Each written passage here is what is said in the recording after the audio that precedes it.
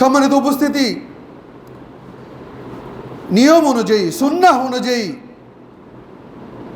খুতবার শুরুতেই আপনাদেরকে এবং আমি আমার নিজেকে দিয়েই, আমার নফসকে এবং আপনাদেরকে আল্লাহ রাব্বুল আলামিনের তাকওয়ার ব্যাপারে ওসিয়ত করছি।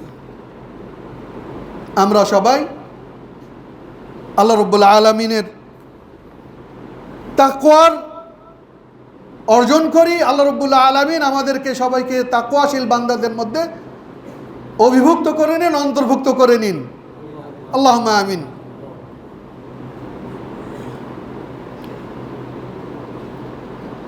এই তাকওয়া ছাড়া আমাদের কোনো গতি নেই, আমাদের কোনো রেহাই নেই। আজকে অনাবৃষ্টির জন্য সারা দেশে হাহাকার,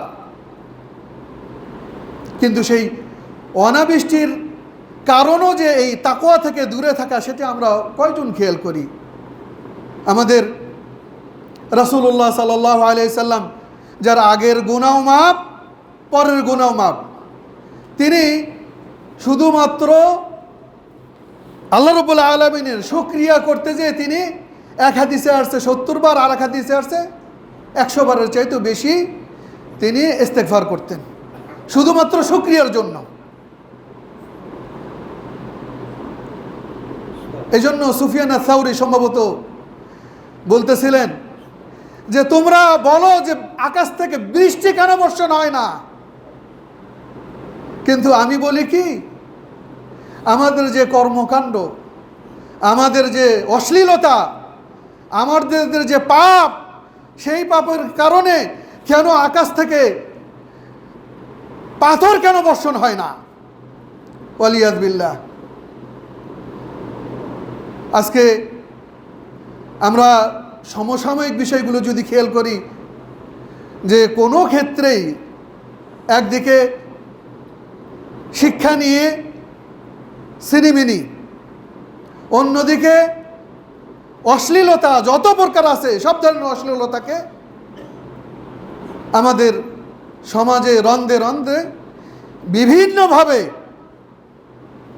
এটাকে সরিয়ে দেওয়ার অপচেষ্টা চলতেছে, এবং সেই স্রোতে আমরা বুঝে না বুঝে বিভিন্নভাবে গা ভাসিয়ে দিচ্ছি। তাহলে বৃষ্টি মানেই তো আল্লাহর রহমত। সেই বৃষ্টি আসবে কিভাবে? আসবে কিভাবে? সূরা নূহতে ফাকুল তুস্তাগফিরু, আল্লাহ রাব্বুল আলামিন নূহ আলাইহিস সালামের মাধ্যমে আমাদেরকে শিখিয়ে দিচ্ছেন যে নূহ, তোমার উম্মতদেরকে ইস্তেগফার করতে বলো, বেশি বেশি করে তওবা করতে বলো। লাভ কি তওবা করলে? ইউরসিলিস সামা আলাইকুম মিদরারা, আকাশ থেকে বৃষ্টি আসবে কি করলে? ইস্তেগফার করলে। ইস্তেগফার, আস্তাগফিরুল্লাহ পড়া, বেশি বেশি করে তওবা করা, নিজের গুনাহকে আল্লাহ রাব্বুল আলামিনের কাছে তুলে ধরে সেই জন্য মাপ চাওয়া। যেখানে আগের গুনাহ মাপ, পরের গুনাহ মাপ। সেই নবী, সেই রাসূল দিনের মধ্যে 100 বার বা তারও বেশি রাতের বেলা তাহাজ্জুদ পড়তে পড়তে পাও ফুলে ফেলেন। আয়েশা রাদিয়াল্লাহু তাআলা আনহা জিজ্ঞেস করতেছেন যে আপনার আগের গুনাহ মাপ, পরের গুনাহ মাপ, তাহলে এত কষ্ট কেন করার দরকার? সেই রাসূল উত্তর দিচ্ছেন, আয়েশা আফালাম আকুন আবদান শাকুরা, আল্লাহ রাব্বুল আলামিন আমাকে যে আগের গুনাহ মাফ করে দিলেন, পরের গুনাহ মাফ করে দিলেন, আমি কি শুকরিয়া গুজারি বান্দাদের মধ্যে অন্তর্ভুক্ত হব না? আমাদের তো আগের গুনাহ মাফ না, পরের গুনাহ মাফ না, গুনার শেষ নেই, গুনার উপরে দাঁড়িয়ে গুনাহ করতেছি, মুসিবতের উপরে, বালা মুসিবতের উপরে দাঁড়িয়ে একের পর এক গুনার সিঁড়ি ধারাবাহিকতা চলমান। আজ আরো বড় মারাত্মক বিষয় হলো মিডিয়ার জগতে, বিশেষ করে সোশ্যাল মিডিয়াতে এমন কিছু গুনাহ আছে যে গুনাহগুলো আমি চলে যাচ্ছি, কিন্তু সেই গুনাহগুলো জারি থাকে যাচ্ছে। সেই গুণাগুলো থেকে যাচ্ছে। ভাবছেন সোশ্যাল মিডিয়াগুলো পরিচালনার ক্ষেত্রে কতটুকু সতর্ক হওয়ার দরকার, কতটুকু সাবধান হওয়া দরকার আমাদের।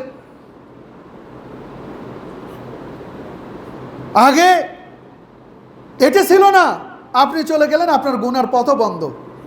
কিন্তু এখন সেটা যে দিক থেকে হোক, বক্তারা যদি ভুল বক্তা দিয়ে মানুষকে বিভ্রান্ত করে, সেখান থেকে যদি মানুষেরা বিভ্রান্ত হয়, তাহলে ঠিক সে যেমন এই ইয়েগুলো যতদিন চলবে ততদিন সে এর গুনাহ ওই কবর থেকে পেতে থাকবে।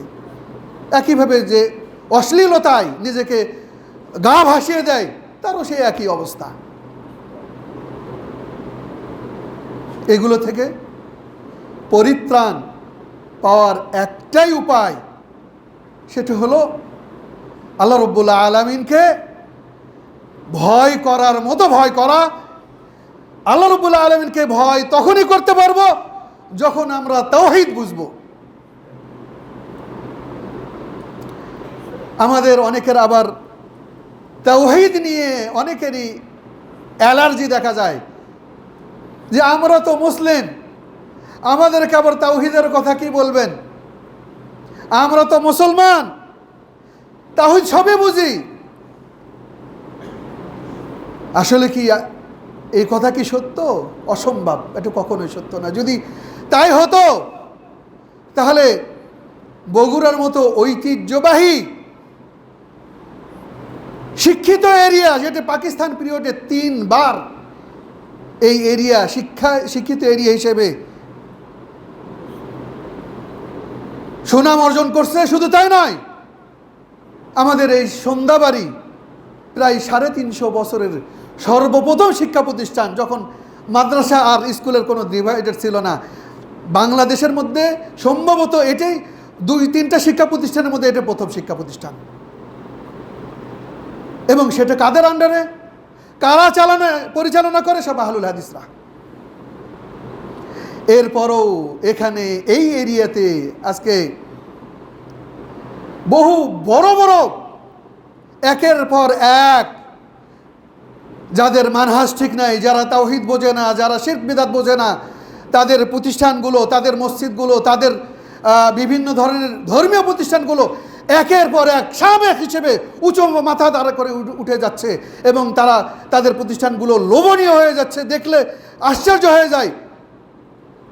যদি আমরা তাওহীদ বুঝতাম, তাওহীদকে কাজে লাগাতাম, তাওহীদকে মানুষকে বুঝাতে পারতাম, তাহলে আমাদের আশেপাশের গ্রাম, তারপরের গ্রামগুলো, সেইগুলো আদৌ হানাফি থাকতো না।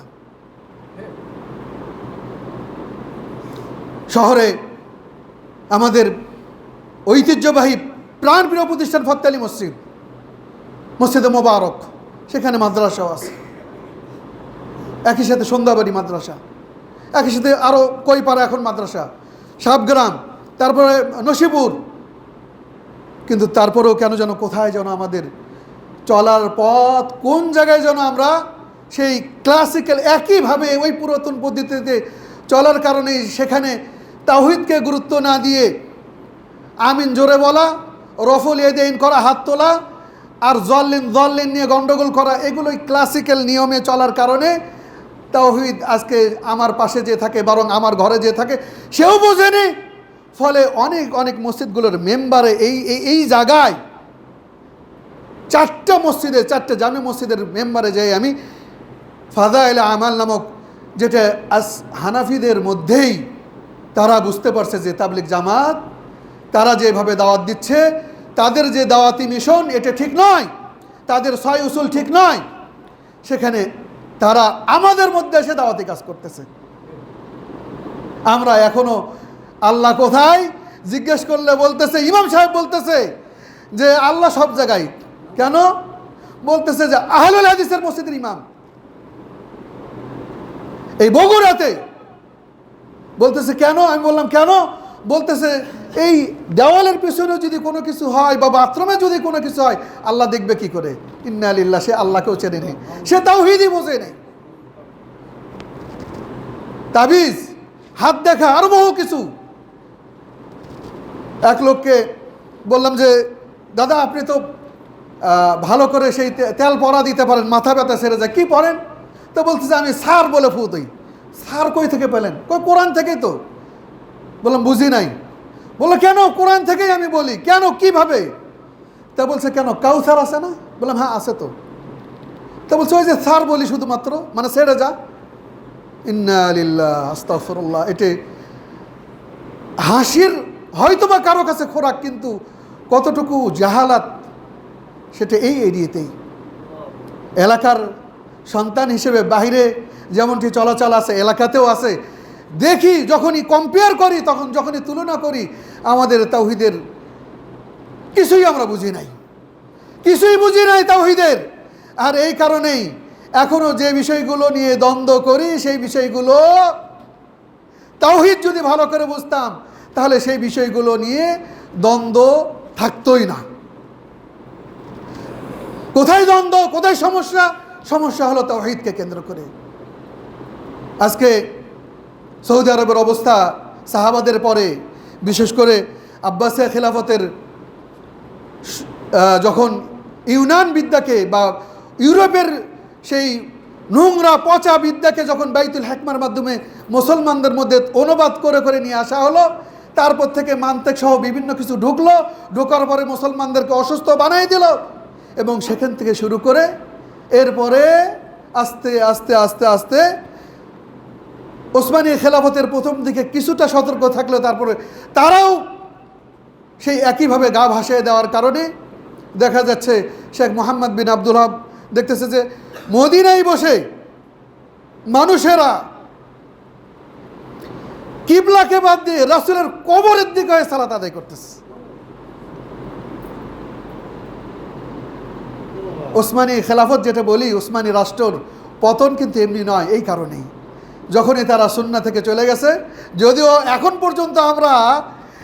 পর্যন্ত আমরা তুরস্ককে এখনও নেতা হিসেবে, খলিফা হিসেবে দেখতে চাই, অথচ এত দোষ, এত জঘন্যতম তাদের অপরাধ, এততম। সে গত কয়েকদিন আগে, এক সপ্তাহ আগে আসছে যে তুরস্ক ইসরায়েলের সাথে ব্যবসায়িক কর্মকাণ্ড বন্ধ করার জন্য হুমকি দিচ্ছে, করেনি এখনো। এরপরেও সে মুসলমানদের লিডার। পাকিস্তানের ইমরান খান কবর দেখলেই, মাজার দেখলেই সে আগে সিজদা দেয়, সেও মুসলমানদের লিডার। মাহাতির মোহাম্মদ নিজের দেশেই অর্থনৈতিক উন্নত করতে পারলো, ইসলামের ক্ষেত্রে কোনো উন্নতি করেনি, তাওহীদকে সে বোঝেই নাই। তারপরও এই তিনজন নেতাকে নিয়ে আমরা গান বানাই, তাদেরকে নিয়ে স্বপ্ন দেখি। এদেরকে নিয়ে স্বপ্ন দেখা ঠিক সেই কচুরি পানার ওপরে নির্ভর করা গভীর সাগরে, অনেকটাই এইরকম। আর যারা তাওহীদের ওপরে, যারা ইসরায়েলের সাথে কোনো সম্পর্ক কখনো রাখেনি, বরং তাওহীদি ফিলিস্তিনকে সেই সময় থেকে, ওমরের সময় থেকে পর্যন্ত আজ পর্যন্ত যারা ওই একই নীতিতে ধরে রাখছে, মিশরের মাধ্যমে তাদেরকে পানি এবং গ্যাস দিয়ে যাচ্ছে, জ্বালানি দিয়ে যাচ্ছে, জর্ডানের মাধ্যমে, জর্ডানকে হাতে রেখে, মিশরকে হাতে রেখে তাদের শুধু একটাই উদ্দেশ্য, আমাদের ফিলিস্তিনি ভাইয়েরা মসজিদুল আকসার যেন কোনো রকম দখল আমরা না হারাই, তাদের সাথে যেন একেবারে পুরোপুরি বিচ্ছিন্ন আমরা না হয়ে যাই। ফলে তিনটা দেশকে অতিরিক্ত হিসেবে অর্থ দিয়ে পালন করতে হচ্ছে। ইতিহাসের ছাত্র আমি, ইতিহাসের ওপর পিএইচডি করা, এই তথ্যগুলো দিচ্ছি যেগুলো একেবারে নির্ভরযোগ্য। সেটা কি? জর্ডানকে এত পরিমাণ সৌদি আরবকে টাকা দিতে হয় কি কারণে? যেন সে সবসময় সৌদি আরবের পক্ষে থাকে, একটাই উদ্দেশ্য, জর্ডানের মাধ্যমে ফল, শাক সবজি যেন ফিলিস্তিনে পৌঁছায়। আর মিশরকে সেই এর আগে যে আসলো সিসি, তারপরে সিসির সাথে কেন এই দ্বন্দ্ব? কারণ হলো সিসি চলে গেছিল ইরানে, এবং সৌদি আরবের সাথে সম্পর্ক বিচ্ছিন্ন করার কারণেই সিসির আজকের যে হামাস এবং ফাতার যে দ্বন্দ্ব, সেটা শুরু সেই সিসি সাহেব। ইয়াসির আরাফাতের সময় দ্বন্দ্ব ছিল দুই গ্রুপের মধ্যে, কিন্তু এই ধরনের প্রকাশ্য দুটো ফিলিস্তিনে আপনারা জানেন, হামাস এক এরিয়া দখল করে আছে, আবার মাহমুদ আব্বাস আর এক এরিয়া দখল করে আছে। আপনারা কি জানেন এই দ্বন্দ্ব কোথায় থেকে? এই দ্বন্দ্ব ওই শিয়ারা সিসি সাহেব যখন শিয়াতে ইরানে যে প্রথম সে রাষ্ট্র সফর করলো ইরান, তারপরে সেখান থেকে যখন কাজ শুরু করলো তখন সৌদি আরব দেখলো যে সে সব শেষ। কারণ আর যেই করা যাক, মা আয়েশা রাদিয়াল্লাহু তাআলা আনহার অপবাদের ওপরে, 3 খলিফার রক্তের ওপরে ইসলাম প্রতিষ্ঠিত হতে পারে না, রাজনীতি কখনো হতে পারে না। কারণ শিয়ারা এখন পর্যন্ত তারা কোরআনকে অসম্পূর্ণ মনে করে, এখন পর্যন্ত বলে যে মা আয়েশা রাদিয়াল্লাহু তাআলা আনহা জিনা করছে, তার বিচার হবে, এবং বলে যে আবু বকর, ওমর, ওসমান এরা খেলাফতকে আলী রাদিয়াল্লাহু তাআলার কাছ থেকে ছিনিয়ে এনেছে, তাদের বিচার হবে, এই কথা বলে। তারা কাফের, এই কথা প্রকাশ্যে বলে। সুতরাং তাদের উপরে, তাদের জন্য সফট কর্নার থাকা মানেই হলো আপনার তাওহীদের কমতি। সম্মানিত হাজিরিন, তাওহীদের দেশ সৌদি আরব, তারা তাওহীদকে প্রতিষ্ঠিত করতে পারছে দেখেই আজকে কোরআন এবং সুন্নাহর যে ওয়াদাগুলো অনেক বহু ফল ফলাদি আছে, যে ফল ফলাদি হয় না। আমরা যখন সেখানে ছিলাম বা এখনও যাই, গত কয়েকদিন আগে আসলাম, এইবারই জিজ্ঞেস করতেছে যে শাইখ এখানে তো ফল ফলাদি হয় না, তাহলে আসে কিভাবে, কই থেকে আসে, কিভাবে আসে এগুলো? তো বললাম আল্লাহ রাব্বুল আলামিন ওয়াদা দিয়েছে ইব্রাহিম আলাইহিস সালামকে, ইসমাঈল আলাইহিস সালামকে। সেই ওয়াদার যখনই সৌদি রাষ্ট্র এসে তাওহীদকে প্রতিষ্ঠা করতে পারছে, তখনই সেই ওয়াদার পূর্ণ ফল আপনারা দেখতে পাচ্ছেন। বরং এই দেশেও আপনি অনেক সময় বাজারে গেলে এই দেশেরই ভালো ভালো যে ইয়েগুলো, ফল ফলাদিগুলো, ফসলগুলো যেগুলো আপনি এখানে পাবেন না, কাঁচা শাকসবজি এখানে পাবেন না, কিন্তু সৌদি আরবে যান, মদিনাতে যান, মক্কা মদিনা যেখানে যান, সেখানে আপনি একেবারে সুন্দর তরতাজা পাবেন, এখান থেকে যাচ্ছে। এটা আল্লাহ রাব্বুল আলামিনের ওয়াদা। তাওহীদকে যদি প্রতিষ্ঠা করতে পারো, তাহলে আল্লাহ রাব্বুল আলামিন তোমাদের রিজিকের দায়িত্ব তোমার। তাহলে সর্বদিক থেকে যদি আমরা শান্তি পেতে চাই, সর্বদিক থেকে যদি শান্তি চাই, তাহলে দরকার তাওহীদকে প্রতিষ্ঠা করা। তাওহীদ ছাড়া আমরা কোনো কিছুতেই সফল হতে পারবো না। যার যতটুকু তাওহীদ, তার শান্তির পরিমাণও ততটুকুই, এটা খেয়াল রাখতে হবে। এই জন্য এই ধরনের প্রতিষ্ঠানগুলো যারা সহি মানহাজ, সালাফি মানহাজকে যারা নিজেরা ধরে বক্ষে ধারণ করে এবং যারা প্রচার করে, এই ধরনের প্রতিষ্ঠানগুলো আরও বেশি হওয়া দরকার। এবং আমি তো মনে করি এর সাথে সাথে শিক্ষা প্রতিষ্ঠানগুলোরও সজাগ হওয়া দরকার, সচেতন হওয়া দরকার, সতর্ক হওয়া দরকার। এবং যত শিক্ষা প্রতিষ্ঠান হবে গুণগত মানের, তত মানুষেরা চাঁপাইনবাবগঞ্জে গেলাম, সেখানে দেখলাম যে, বলছিলাম এর আগে হয়তোবা, যে আমাদের অনেক পীর সাহেবদের, অনেকের ইসলামী দলের যেগুলো ব্যানার এখানে আমরা পাই, চাঁপাইনবাবগঞ্জে নাই। বিশেষ করে নাম ধরেই বলি, কারণ আমরা তাদেরকে শিরকের আখড়া মনে করি। চরমোনাই, সেই চরমোনাইয়ের পীর সাহেবের কোনো ব্যানার কোথাও আমি ইয়েতে পাইনি, চাপাই পাইনি। জিজ্ঞেস করলাম কেন? তা বলছে চাঁপাইনবাবগঞ্জের লোকেরা অধিকাংশই আহলুল হাদিস। মাশাআল্লাহ, দেখেন সহি আকীদার মানহাজের কতটুকু গুরুত্বপূর্ণ। বললাম যে আমাদের বগুড়াতেও তো অধিকাংশ। বলছে শেখ, আপনাদের মধ্যে আমাদের মধ্যে পার্থক্য আছে। কী পার্থক্য? গেছি আমি ইন্টারভিউ নিতে শিক্ষা বোর্ড থেকে, বাংলাদেশ তালিমি বোর্ডের, সেখান থেকে শিক্ষা বোর্ডের পক্ষ থেকে গেছি। সর্বোচ্চ যে পরীক্ষা আছে তাদের, কুল্লিয়া সানিয়া বা অনার্স 4th ইয়ারের যে পরীক্ষা, সেটা পরীক্ষা নেওয়ার জন্য, মৌখিক পরীক্ষা, ইন্টারভিউ নেওয়ার জন্য গেছি।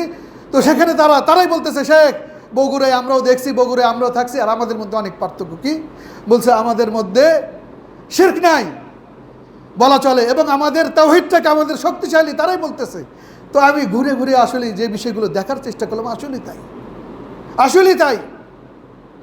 আর এই এরিয়ায় এই ধরনের ঐতিহ্যবাহী প্রতিষ্ঠান থাকার পরও নিভু অবস্থা, এবং মানুষদেরও ঈমান এখন পর্যন্ত, যখনই তাওহীদ আমাদের নরম, তাওহীদের যখনই কমতি হয়ে যাবে, তখন বাকি সালাত, সওম তো কমতি হয়ে যাবেই, সাথে সাথে সুদ, ঘুষ, সুদের কথা নাই বা বললাম। একটা জেলায় নাম করা একাধিক, প্রায় 256টার মতো যদি সুদের ভালো ভালো এনজিওগুলোর যদি মেন অফিস এই এরিয়াতে থাকে, তাহলে বুঝতেই পারতেছেন কি কঠিন অবস্থায় আমরা দিন যাপন করতেছি এবং কিভাবে আমাদেরকে তাওহীদ থেকে তারা দূরে রাখবে। এজন্য এগুলোর মূল কারণ হলো তাওহীদের কমতি, আমাদের তাওহীদের কমতি। সম্মানিত হাজিরিন, তাওহীদ যদি গুরুত্ব হিসেবে বলি, আমরা পয়েন্ট আকারে আপনাদের জন্য উপকার অর্থে যদি বলি, তাহলে এরকমভাবে বলা যেতে পারে যে তাওহীদ সেটাই যেটার জন্য আল্লাহ রাব্বুল আলামিন আমাদেরকে সৃষ্টি করছেন, তাওহীদের বোঝার জন্য। ভালো করে খেয়াল করেন, তাওহীদকে পালন করার জন্য, তাওহীদকে মানার জন্য, তাওহীদবাদী হওয়ার জন্যই আল্লাহ রাব্বুল আলামিন আমাদেরকে সৃষ্টি করছেন। কিভাবে কিভাবে আল্লাহ রাব্বুল আলামিন বলতেছেন, ওমা খালাকতুল জিন্না ওয়াল ইনসা ইল্লা লিয়াবুদুন, আমি মানুষ এবং জিন জাতিকে সৃষ্টি করছি শুধু কিসের জন্য? আমার ইবাদতের জন্য। এই মুফাসসিরিনরা বলতেছেন এই লিওয়াহিদুন, অর্থাৎ মুওয়াহিদ হওয়ার জন্য, আমাদেরকে তাওহীদবাদী হওয়ার জন্যই আল্লাহ রাব্বুল আলামিন একমাত্র সৃষ্টি করছেন, এই উদ্দেশ্যেই যেন আমরা তার শুধুমাত্র তার ইবাদত করি। 2 নম্বর পয়েন্ট, এই উদ্দেশ্যকে সফল করার জন্যই আল্লাহ রাব্বুল আলামিন যুগে যুগে যে নবীর আবির্ভাব পৃথিবীতে, আদম আলাইহিস সালাম থেকে শুরু করে মুহাম্মদ সাল্লাল্লাহু আলাইহি সাল্লাম পর্যন্ত, এই সমস্ত নবীর মিশন একটাই, সেটা হলো যে আমাদেরকে তাওহীদ বোঝানো এবং তাওহীদের বিপরীত শিরক, এই শিরক থেকে দূরে রাখা। আল্লাহ রাব্বুল আলামিন বলতেছেন, ওয়ালাকাদ বাআসনা ফি কুল্লি উম্মাতির রাসূলা আন ইবুদুল্লাহা ওয়াজতানিবুত তাগুত, আমি সমস্ত জাতির মধ্যে, প্রতিটি জনপদে, প্রতিটি গোষ্ঠীর মধ্যে নবী প্রেরণ করছি, রাসূল প্রেরণ করছি। উদ্দেশ্য কি? আন ইবুদুল্লাহ, তারা উদ্দেশ্য হলো একটাই, যে তারা এক আল্লাহর ইবাদত করবে। ওয়াজতানিবুত তাগুত, তাগুত থেকে বা শিরক থেকে তারা মুক্ত থাকবে। Point number 3, আউয়ালুল ওয়াজিবাত। এটা আমাদের দাওয়াতি মিশনে যখন আমরা যাব বা যে কোনো কথা বলবো, সেই ক্ষেত্রে সর্বপ্রথম এটাকেই আগে পরিপূর্ণ করতে হবে। এটা যদি যতক্ষণ না বুঝবে ততক্ষণ অন্যদিকে নয়। কি বলেন? রাসূলুল্লাহ সাল্লাল্লাহু আলাইহি সাল্লাম নবুয়তের, হিজরতের আগের যে জীবনগুলো, কত বছর মক্কায়? 13টা বছর। মক্কায় 13টা বছর কিসের দাওয়াত দিয়েছেন? আইয়ুহান নাস কুলু লা ইলাহা ইল্লাল্লাহ তুফলিহুন, মানুষ সকল লা ইলাহা ইল্লাল্লাহ বলো, তোমরা সফল হবা। সালাত, সওম কখন ফরজ করা হলো? 2য় হিজরিতে বা 1ম হিজরিতে, বা এর কিছু অংশ ওইভাবে ফরজ করা হয়নি, যেভাবে মদিনায় রাষ্ট্র হওয়ার পরে যেভাবে ফরজ করা হয়েছে সেভাবে কিন্তু মক্কায় ফরজ করা হয়নি। কি কারণ? কি কোন ভাষায় লা ইলাহা ইল্লাল্লাহ? কোন ভাষায়? আরবি ভাষায়। আবু জেহেল, উতবা, শাইবা, রাবিয়া এরা আরবি ভাষা বুঝতো না? বুঝতো কি না? এরপরও এতটা বছর শুধুমাত্র লা ইলাহা ইল্লাল্লাহর পিছনে মেহনত কেন? কেন মেহনত? আর আজকে আপনাদের মধ্যে তাওহীদের কথা বললে বলেন, আরে ভাই আমরা কেউ মুশরিক করি নাকি, শিরক করি নাকি? তারপর যখন তাদেরকে ব্যাখ্যায় যাওয়া হয় তখন আর উত্তর দিতে পারে না। আমাদের বিশ্বাসগুলো এমন কাদের ওপরে ভিড় করে, আমরা যতই বলি আহলে হাদিস, মিথ্যা কথা। অধিকাংশ আলেমরা যারা এই এরিয়াতে যারা দাবি করেন তারা আলেম নয়, আহলুল হাদিস আলেম নয়, হানাফি আলেম। কারণ তাদের লেখাপড়ার ব্যাকগ্রাউন্ড খোঁজেন। তারা লেখাপড়া কোথায় থেকে করছে? আলিয়া মাদ্রাসা থেকে। এখনো পর্যন্ত ফতুয়া ঠেকে গেলে জামিল মাদ্রাসায় যায়, সেই প্রমাণও আমাদের কাছে আছে, সেই দলিল আমাদের কাছে আছে। অথচ আমাদের মসজিদগুলোতে যে তারা প্রতিনিধিত্ব করে, আমাদের আহলুল হাদিসের প্রতিনিধিত্ব করে, আমাদের আহলুল হাদিসের বড় বড় আলেমদেরকে তারা অসম্মান করার চেষ্টা করে। অথচ তারা লেখে মুফতি কিসের ভিত্তিতে হয়? আলিয়া মাদ্রাসায় পড়লে কি পড়ে? আলিয়া মাদ্রাসার সিলেবাস কি আছে? বুকের পাটা সবসময় এমনভাবে দেখায়, সে ঠিক আমরা ভদ্রতা করি, সম্মান করি, চাই কল্যাণ, এই জন্য ওইভাবে আমরা আগাই না। আমরা ছোট থাকতে চাই, আমরা আপনাদের সম্মান করে আগাই যেতে চাই। একবার একটা প্রোগ্রামে মুআবিয়া রাদিয়াল্লাহু তাআলা আনহুকে এমনভাবে উপস্থাপন করা হলো, যেটা এই দেশের ওই শিয়া প্রেমী যারা তারা তুলে ধরে। আমাকে সেই প্রোগ্রামে সেখানেই বলা হলো যে এটা সংশোধন করে দেন, সবার সামনে সংশোধন করেন।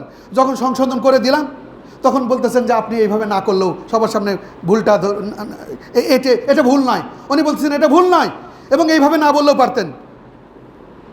চিন্তা করেন, যারা সাহাবাদের উপর আঘাত হানে এবং সেটাকে ভুল ধরলে যারা আঘাত পায় এবং লজ্জা মনে করে, তাদেরকে নিয়ে কিভাবে আগাবেন? ধৈর্য তো কম ধরি নাই। এখানে বসে, মক্কায় বসে, মদিনায় বসে, বাড়িতে নিয়ে যে স্পেশাল দাওয়াত দিয়ে, স্পেশাল গিফট দিয়ে, স্পেশাল আতর দিয়ে, এরপরও কি? এরপরও ভয় পায় কি না, বোধহয় কখনো আসি না, এই ভয়েও আসি না যে যাতে আমাদেরকে না বলতে পারে পদ লোভী, ক্ষমতা লোভী, বা আমাদের অন্য কিছু করবে, এটাও বলি না। মাথায় চুমা দেই। মাথায় চুমা সবার দেয় না সৌদি আরবে। তারপর বাবা ছাড়া আর মেন আসল শায়েখ ছাড়া কারো মাথায় চুমা দেওয়ার দরকার নেই। তারপরেও দিছি, দেই, সম্মান করি তাদেরকে। এরপরেও তারা কি পরে কি ইয়ে করে, যখনই প্রকাশ্যে যদি ভুল ধরি তাহলে তো মানে একেবারে ইয়ে হয়ে যাবে। সম্মানিত হাজিরিন, আপনারা অন্যভাবে নেবেন না। বিষয়টা এরকম যে তাওহীদ বোঝে নাই, অথচ তাওহীদি জনগোষ্ঠীর নেতৃত্ব ইয়ে করা নিয়ে তারা ব্যস্ত হয়ে পড়ে আছে। তারা তাওহীদের সাহাবাদের চিন্তাধারাকে অন্য অন্য শিয়া প্রেমীদের মতো তুলে ধরতেছে, সেটাকে ভুল ধরলে তারা সেটাকে বড় মনে করতেছে। অথচ এলেমের ইয়ে হলো যে যত বড় আলেম হবে তাকে ভুলটা ধরে দিলে সে তৎক্ষণাৎ স্বীকার করে নেবে। আল্লাহ হেফাজত করুক আমাদেরকে। পয়েন্ট নাম্বার, তাহলে ওয়ালাকাদ বা'আসনা ফি কুল্লি উম্মাতির রাসূলা আন ইবুদুল্লাহ ওয়াজতানিবুত তাগুত। নবী রাসূলদের এবং তারপরে আলেমদের কাজই হলো জনগণকে তাওহীদের কথা বলা, শুরুই করা তাওহীদ দিয়ে। আউয়ালুল ওয়াজিবাত। এবং আমাদের সমাজে দেখা যাচ্ছে যে আমরা শুরু করি কি দিয়ে? শুরু করি সালাদ দিয়ে, অথবা এমন কিছু দিয়ে, অথবা কালিমা তয়্যিবার অর্থটাই এমনভাবে করি যেটা আসল অর্থ নয়। আসলে তাওহীদের গুরুত্ব একদিনে সম্ভব নয়। কালিমা তয়্যিবার অর্থ যদি বলি, লা ইলাহা ইল্লাল্লাহর অর্থ আমরা জানি যে এখানেও অনেকেই আছেন, অধিকাংশরা আছেন যারা এখনও এই মুহূর্তেও পারবেন না। তো সংক্ষিপ্ত করে বলে দেই, লা ইলাহা ইল্লাল্লাহ আই লা মা'বুদা বিহাক্কিন ইল্লাল্লাহ। আমরা অর্থ করি কি জানেন? যে আল্লাহ ছাড়া কোনো মাবুদ নাই। না, এটা ভুল কথা, এটা মিথ্যা কথা। এটা তাওহীদের, এই কালিমার অর্থ এটা নয়। এই কালিমার অর্থ যদি এটা হতো তাহলে রাসূলুল্লাহ সাল্লাল্লাহু আলাইহি সাল্লাম সেই কাফেরদের যে ইয়ে ছিল যে মুহাম্মদ তুমি তোমারটা নিয়ে থাকো, আমি আমারটা নিয়ে থাকি, আমাদের দোষ দাও কেন? অথবা তুমি তোমার রবের ইবাদত আমরা একদিন করি সবাই মিলে, তুমি আমার সেই দিকে যাওয়া হবে। যদি শুধুমাত্র এই কথা বলি যে আল্লাহ ছাড়া কোনো মাবুদ নাই, যদি এই কথা বলি, আসলেই হলো অর্থ হলো এটার, এই কালিমার অর্থ ভালো করে শুনে নেন, আই লা মা'বুদা বিহাক্কিন ইল্লাল্লাহ। ইবাদত পাওয়ার যোগ্য প্রভু মাবুদ একমাত্র আল্লাহ রাব্বুল আলামিন ছাড়া পৃথিবীতে আর কোনো মাবুদ নাই, আর কোনো মাবুদ নাই। কারণ কি? এটার মধ্যে আর আগেরটার মধ্যে পার্থক্য কি? এটার মধ্যে পার্থক্য হলো যে খ্রিস্টান যখন বলবে যে হ্যাঁ আমার তিনজন ছাড়া আর কোনো ইলাহ নেই, হিন্দুরা বলবে যে হ্যাঁ আমার দেবদেবী ছাড়া আর কোনো ইলাহ নেই। কিন্তু হ্যাঁ, তাদেরও সেটা তাদের জন্য তাদের পূর্ব, খ্রিস্টানদের জন্য তাদের পূর্ব তিনজন মিলে ঈসা, আল্লাহ, ঈসা এবং আউযুবিল্লাহ আস্তাগফিরুল্লাহ মারিয়াম, এই তিনজন মিলে। কিন্তু সেই ইলাহগুলো, সেই প্রভুগুলো, সেই মাবুদগুলো ইবাদত পাওয়ার যোগ্য নয়। এটার ওই এক আরব বেদুইন, সে তার মূর্তিকে ঘাড়ে নিয়ে বের হয়েছে। বের হওয়ার পরে ঘর থেকে কি যেন নেয়নি, মনে পড়ছে, তো মূর্তিটাকে ওই ঘর বাড়ির বাহিরে যে রান্নার যে জায়গা সেই হেসেলের উপরে রেখে, চুলার উপরে রেখে, চুলার পাশের ঘরে রেখে সে ঘরে ঢুকছে। আর সেই কিছুক্ষণ পরে কুকুর এসে সে যথারীতি তার কৃতকর্ম কাজ সেরে সেখানে ঠ্যাং উঁচু করে কাজ সেরে দিচ্ছে। তো সে দৌড়ে বের হয়ে কুকুরকে ঠেকাতে যে চট করে ব্রেনে আসছে আরব্বন ইয়াবুল সালাবান, বলতেছে যে এটা কী করে সম্ভব যে শিয়াল, খ্যাক শিয়াল অথবা কুকুর এসে এমন রব যেটাকে আমি ঘাড়ে নিয়ে চলি, যে রব নিজেকেই নিজে রক্ষা করতে পারে না, তার উপরে কুকুর এসে প্রস্তাব করে দিচ্ছে, শিয়াল এসে প্রস্তাব করে দিচ্ছে, সে নিজে ঠেকাতে পারছে না, তাহলে আমাকে কী করে ঠেকাবে? এটা যদি বোঝেন তাহলে আপনি কালিমা তয়্যিবার অর্থ বুঝছেন। পৃথিবীতে বহু ইলাহ আছে, কিন্তু সেই ইলাহগুলো ইবাদত পাওয়ার অধিকার রাখে না। ইবাদত পাওয়ার অধিকার তিনিই রাখেন যিনি আমাদেরকে সৃষ্টি করছেন, যিনি পৃথিবীকে সৃষ্টি করছেন, যিনি সব কিছু পরিচালনা করেন, যিনি বিপদ থেকে উদ্ধার করতে পারেন, যিনি আমাদের মধ্যে সব কিছু চাহিদা মতো দেন, তিনিই রব, তিনিই ইলাহ। এই জন্য আল্লাহ ছাড়া কোনো মাবুদ নেই। এই সাধারণ অর্থ আমাদের যদি করি তাহলে আমরা তাওহীদই বুঝি নাই। পয়েন্ট নম্বর 4, তাওহীদ যদি না থাকে, তাওহীদের কমতি যদি থাকে বা তাওহীদ যদি না থাকে তাহলে কোনো আমলই কবুল হবে না। তাওহীদ যদি না থাকে তাহলে আপনার সালাত, সওম, বাকি যেগুলো আছে সেগুলো কোনো কাজে দেবে না।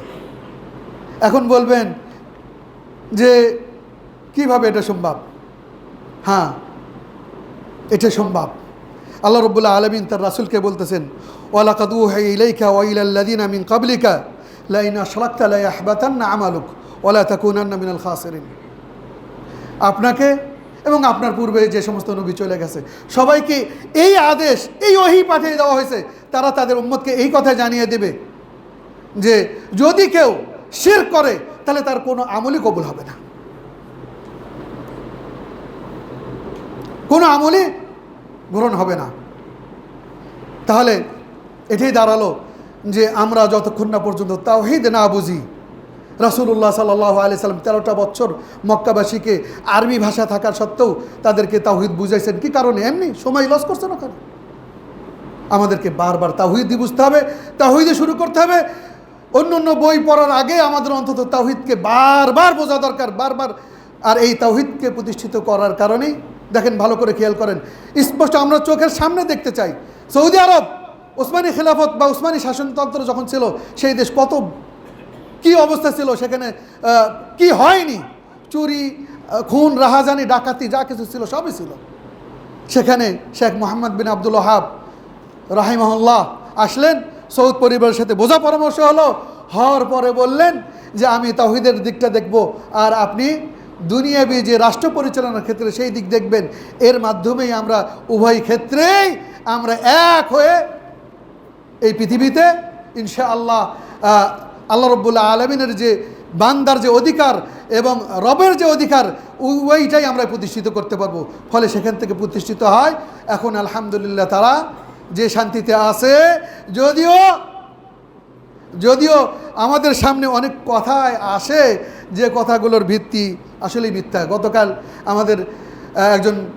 আমাদের শীর্ষস্থানীয় শ্রদ্ধেয় শেখ আমাকে একটা মেসেজ পাঠালেন। মেসেজ দেখে আমি পুরোটা বলতেছে যে আমাদেরই একজন জ্ঞানী ছেলে বলতেছে, তার কথার এরকম অর্থ যে সৌদি আরব এর জনগণ কমিউনিস্ট চিন্তাধারার হয়ে যাচ্ছে। প্রথমত হলো সে শুধুমাত্র 4টে বছর ইউনিভার্সিটির ভিতরে থেকে এই ধরনের মন্তব্য, বাহিরের জীবন অনেকগুলো। আমরা যারা 18টা বছর ছিলাম সৌদি আরবের ধর্ম মন্ত্রণালয়ে, বিশেষ করে হায়াতুল আমরি বিল মারুফ ধর্মীয় পুলিশের সাথে বিভিন্ন মিশনে বিভিন্ন জায়গায় গেছি, গোপন মিশন, প্রকাশ্য মিশন, বিভিন্ন জায়গায়, বিদাতি মিশন, আফগানিস্তানের একজন সৌদি সেখানে সিটিজেনশিপ পাওয়ার পরে পীর প্রথা দাবি ব্যবসা শুরু করছিল, সেখানেও আমরা গেছি, সেই আস্তানাতেও আঘাত হানছি। এরপরে অনেক লোকেরা গান শোনে, সেই আস্তাগুলো, সেই গাড়ির পিছনে দৌড়ে তাকে ধরছি আমরা। এরকম বহু মিশনে আমরা আছি। সেই অভিজ্ঞ লোকদের অন্তত একটু জিজ্ঞাসা করা দরকার আসলে কতটুকু সত্য এইগুলোর কতটুকু সত্য। এইবারই বাংলাদেশ থেকে উমরা শেষ করে বাংলাদেশ বিমানে এবার ফিরে আসার সময় আমাকে একজন বলতেছে যে মাশাআল্লাহ তুমি বাংলাদেশে কেন যাচ্ছ? তাই বললাম আমি বাংলাদেশে যাচ্ছি কারণ আমি বাংলাদেশি। তো বলছে না না না, তোমার ভাষা তো অন্য, আমাদের ভাষা, তো বাংলাদেশিরা তো এইভাবে ভাষা পারে না। তো পাশে তো আর একজন বলতেছে যে উনি মদিনা ইউনিভার্সিটিতে ডক্টরেট। তো বললেন যে ও মাশাআল্লাহ মাশাআল্লাহ, অনেক কিছু বললেন। বলার পরে মদিনা বিশ্ববিদ্যালয়ের ছাত্রদেরকে ওরা মাথা করে রাখে। তো ওরই পাশে আরেকজন সম্ভবত তুর্কিস্তানের বা কাজাকিস্তানের সুফি চিন্তাধারার, সে হয়তো বা কোনোভাবে সিটিজেনশিপ পাইছে মদিনা অথবা সৌদি আরবের, অথবা পায়নি। সে বলতেছে হ্যাঁ ওয়াহাবি, হ্যাঁ বললাম হ্যাঁ ওয়াহাবি আমি। ওয়াহাবি আমি, যেটা হানাফিরা গালি দেয় আমাদেরকে। হ্যাঁ হ্যাঁ বললাম হ্যাঁ আমি ওয়াহাবি, আফতাখির বিহা, আমি এটা নিয়ে ইয়ে করি। বলছে না না না, ওয়াহাবিরা এরকম। চিন্তা করেন, সৌদি আরবে এয়ারপোর্টে বসে সৌদি আরবের টাকা খেয়ে, যদিও বিমান বাংলাদেশে চাকরি করে, এই কথা বলার মানে মাথা কোথায় থাকে। সাথে সাথে আমি বললাম যে তোমার কথা টপিক চেঞ্জ করো, না হলে আমি আমার টিকিট ক্যান্সেল করে যেখানে যাওয়া দরকার তোমাকে যেখানে ঢোকানোর জন্য সেখানে ইয়ে করবো। ও চুপ করে আস্তে করে উঠে চলে গেল। কিন্তু আমি থামি নাই। পরবর্তীতে ওর আরেক সহপাঠী ছিল নায়েফ, ওকে যায় আবার উপরে যায় বললাম যে নায়েফ তোমার সহপাঠী এই, সে যদি এই চিন্তাধারায় থাকে ওয়াহাবিদের ব্যাপারে, তাহলে এই দেশের বিরুদ্ধে এবং ওয়াহাবি দাওয়াতও সে বোঝেনি। সুতরাং আমি আবার পুনরায় যখন ফিরে আসবো তাকে দেখবই।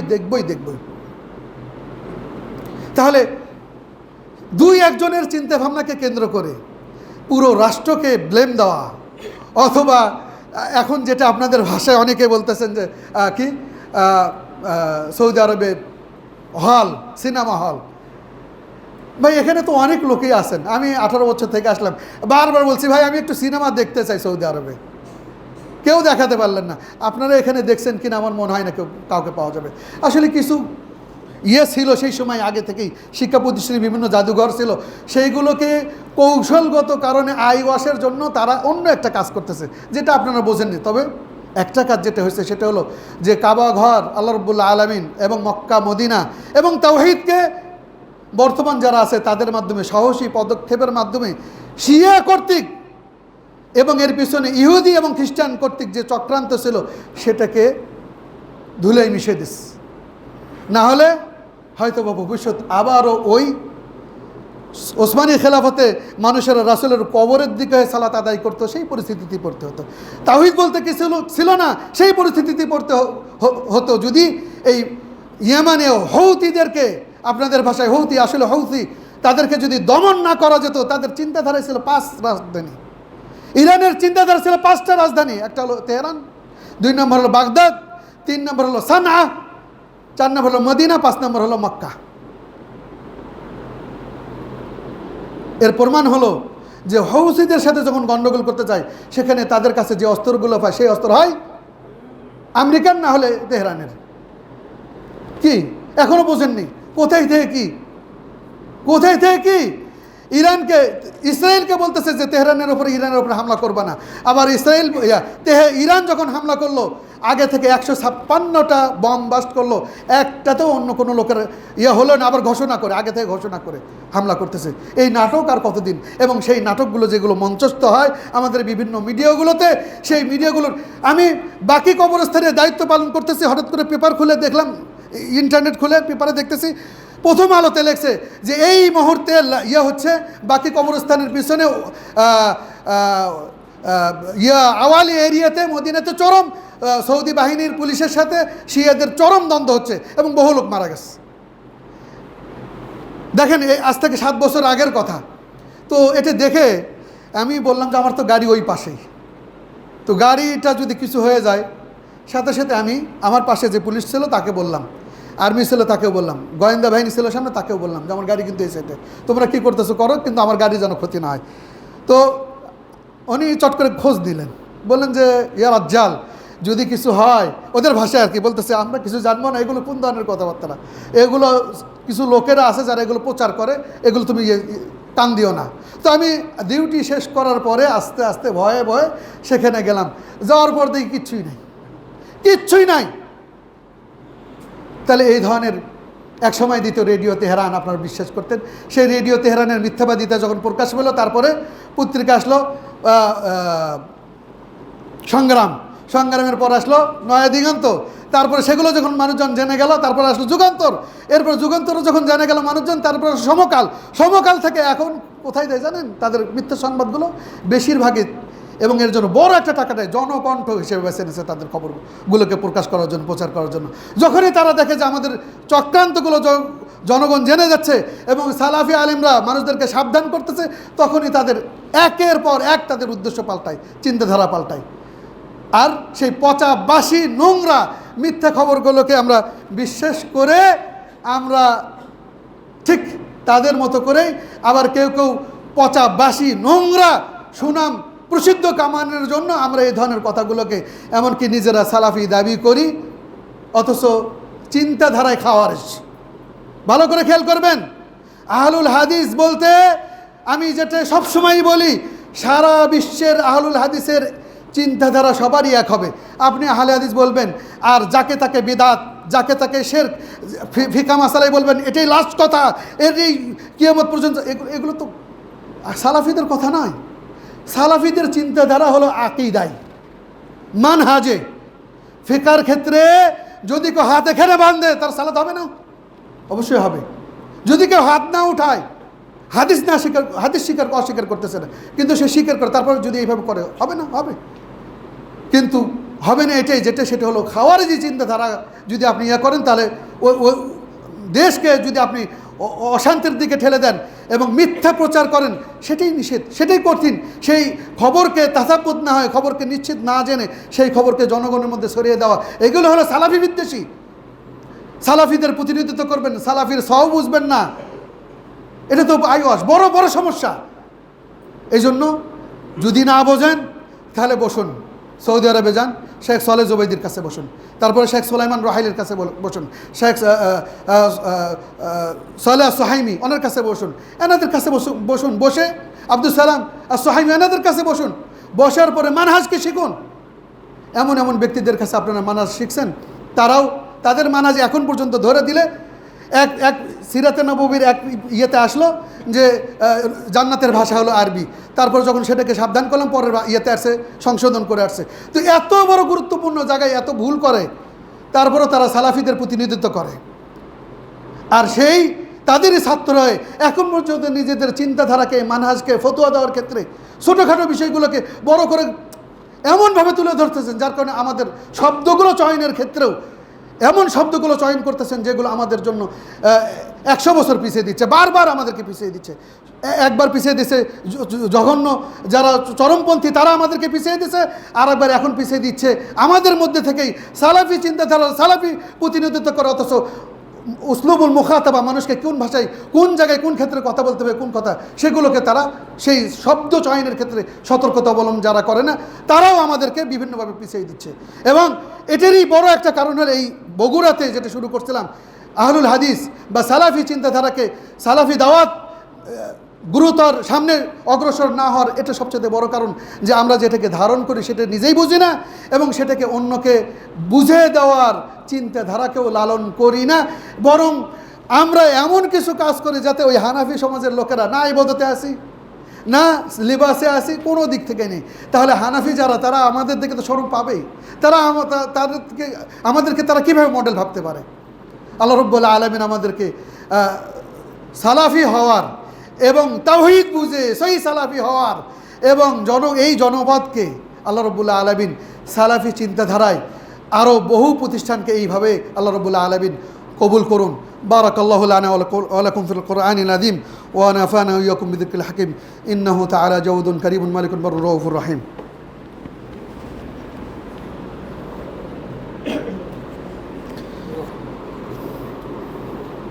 আলহামদুলিল্লাহ, আলহামদুলিল্লাহ, ওয়াকাফা ওয়া সালাতুন ওয়া সালামুন আলা রাসূলিল্লাহ আল্লাযী ইসতাফা ওয়া আলা আলিহি ওয়া সাহবিহি ওয়া মান ইকতাফা। সম্মানিত হাজিরিন, আমরা যদি তাওহীদবাদী হই, আমাদের কি উপকার আসবে? প্রথম সাইড ছিল, প্রথম 4টে পয়েন্ট ছিল যে তাওহীদের গুরুত্ব। এবার যারা তাওহীদকে অনুসরণ করবে তাদের জন্য কি পুরস্কার আমরা মানব, পুরস্কারের আশায়। এটাই তো স্বাভাবিক, তাই না? এটাই স্বাভাবিক। আমরা তাওহীদবাদী হয়ে গেলাম, আমাদের জন্য কি আছে? এটাও 4টে পয়েন্ট, 4টে পয়েন্ট মনে রাখেন। একটা হলো যে যদি আমি তাওহীদবাদী হই, যদি আমার ভিতরে পরিপূর্ণ তাওহীদ থাকে এবং অন্য অন্য ক্ষেত্রে শাখা প্রশাখাগুলোতে যদি ভুলও থাকে, তারপরেও আল্লাহ রাব্বুল আলামিন হাদিসে কুদসিতে আমাদেরকে সুসংবাদ দিচ্ছেন, হে বানি আদম, তুমি আমার কাছে যদি আসো এবং পৃথিবী সমপরিমাণ যদি পাপ থাকে তোমার,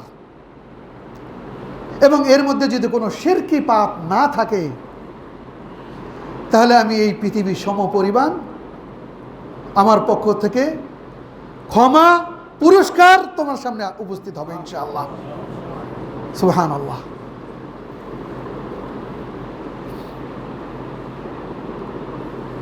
আমাদের টার্গেট হলো দুনিয়ার জীবন সফলতার সাথে পাস করার পরে তারপরে জাহান্নাম থেকে বাঁচা এবং জান্নাতে যাওয়া। তাই তো এটাই তো টার্গেট আমাদের, এটাই তো হাদাফ, এটাই তো চিন্তা। এই ক্ষেত্রে রাসূলুল্লাহ সাল্লাল্লাহু আলাইহি ওয়াসাল্লাম বলতেছেন, ফাইন্নাল্লাহা হাররামা আলান নারি মান ক্বালা লা ইলাহা ইল্লাল্লাহ ইয়াবতাগি বিহি বিযালিকা ওয়াজহাল্লাহ। যেই ব্যক্তি খালেস নিয়তে আল্লাহর আশায়, আল্লাহর উদ্দেশ্যে যেই ব্যক্তি লা ইলাহা ইল্লাল্লাহ বলবে, সে জান্নাতে যাবেই। সুবহানাল্লাহ। প্রিয় ভাইয়েরা, এইগুলো ক্ষেত্রে নিশ্চয়তা দেওয়া যায়, কিন্তু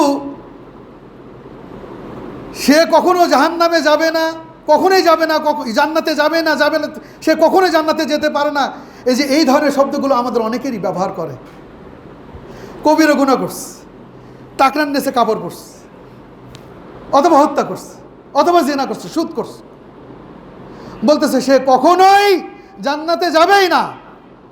এই শব্দগুলো বলা শরীয়তে হারাম, অথচ আমাদের সালাফি অনেক এই ধরনের শব্দগুলো ব্যবহার করে। এগুলো থেকে অ্যাভয়েড করা দরকার। তবে লা ইলাহা ইল্লাল্লাহ যে বলবে সে সফল কাম হবেই, এটা কোরআনেও আসছে, হাদিসে আসছে, হবেই সে। এটার আরো বহু দলিল আছে। এই ক্ষেত্রে আপনি নিশ্চয়তা সহকারে বলতে পারেন। দুনিয়ার জীবনের ক্ষেত্রে, চলাফেরার ক্ষেত্রে 3 নম্বর পয়েন্ট, যদি আমি তাওহীদ বুঝি, তাওহীদটাকে যদি মানি, তাহলে যত বালা মুসিবতে আসুক না কেন সব কিছুকে হজম করা এবং সেই ক্ষেত্রে ধৈর্য ধারণ করাটা খুব সহজ, এবং সত্যের উপরে টিকায় থাকাটাও সহজ। আপনি তাওহীদ, এই জন্য দেখবেন যে তাওহীদ যারা না বোঝে তারা একবার এই দিকে ছাতা ধরে, আর একবার এই দিকে ধরে, একবার ওই ইয়েতে আর একবার এই শিবিরে, টালমাটাল অবস্থা। কিন্তু যারা সত্যিকার অর্থে তাওহীদ বোঝে, সত্যিকার অর্থে সালাফিরা বোঝে, সবসময় একই স্টেট, এইভাবেই তার ছাতার অথবা ফিল্ড অথবা শিবির পরিবর্তন হয়নি তার কখনো। কারণ কি?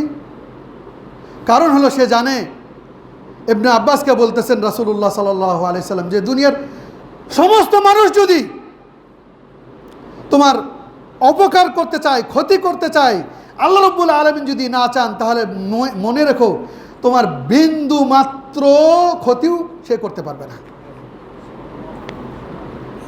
এটা তাওহীদ বোঝার ফল। এবং এটা যদি বোঝেন, তাহলে আপনি কিন্তু সত্যের উপরে থাকবেন। সত্য থেকে আপনাকে চুল পরিমাণ কেউ আপনাকে হটাতে পারবে না, কারণ আপনি বুঝে শুনেই তাওহীদ বোঝেন, তাই সত্যের উপরে আছেন। Point number 4, শাফাআত। আমরা সবাই রাসূলুল্লাহ সাল্লাল্লাহু আলাইহি সাল্লামের শাফাআত চাই, এবং এই ক্ষেত্রে এতগুলো কোরআনেই শব্দ থাকার পরেও, তারপরেও এমনকি আমাদের সাধারণ জনগণও, এমনকি আহলুল হাদিসের মধ্যেও অনেকেই এখন পর্যন্ত রাসূলের কাছে ডাইরেক্ট শাফাআত চাই। কেন? কই রাসূলই তো শাফাআত দেবেন। ওই যে তাওহীদ বোঝে নাই। কি বোঝে নাই? তাওহীদ বোঝে নাই। কুল লিল্লাহিশ শাফাআতু জামিআ, হে নবী বলে দিন, শাফাআতের একচ্ছত্র মালিক, অধিপতি হলো কে?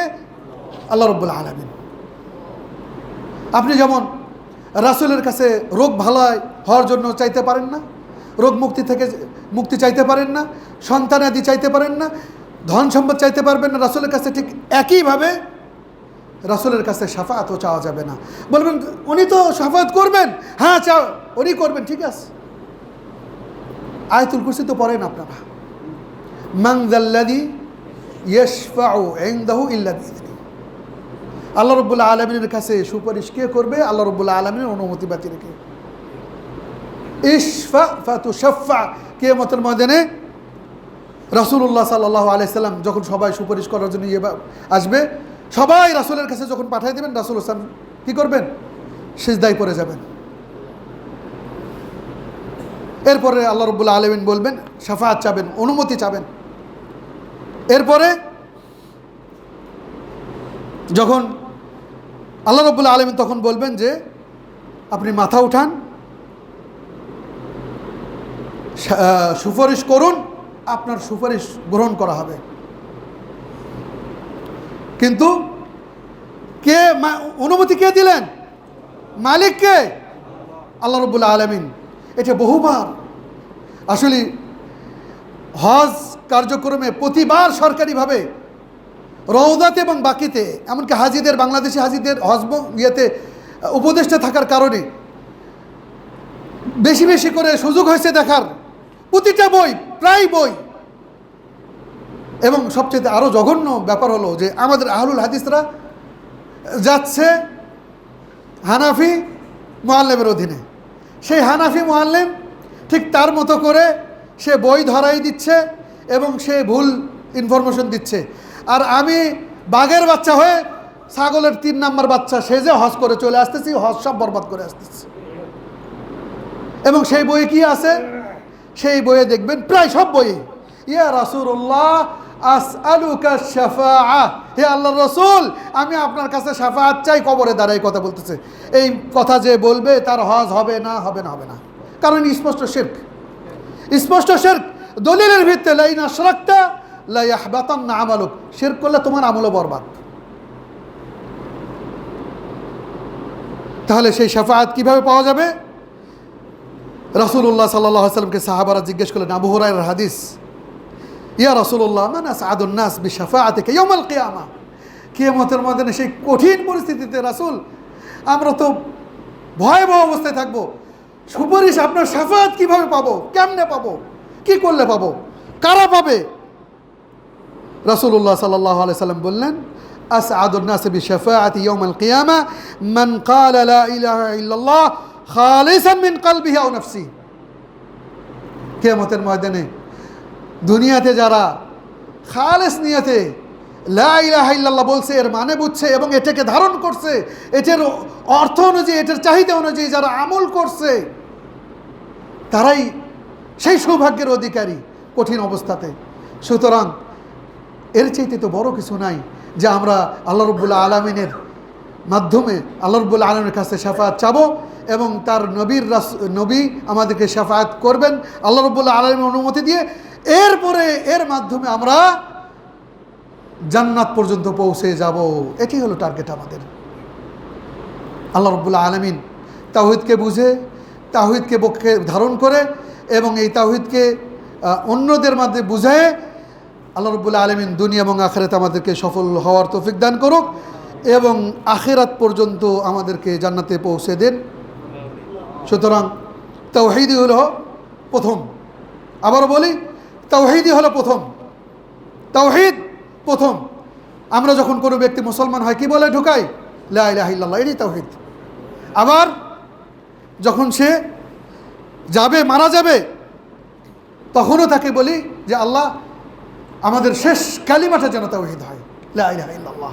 সুতরাং তাওহীদই শুরু, তাওহীদই শেষ। তাওহীদ দিয়ে শুরু করতে হবে, তাওহীদ দিয়ে শেষ করতে হবে। সুতরাং এই তাওহীদকে বারবার বলতেছে, আমাদের বুঝতে হবে।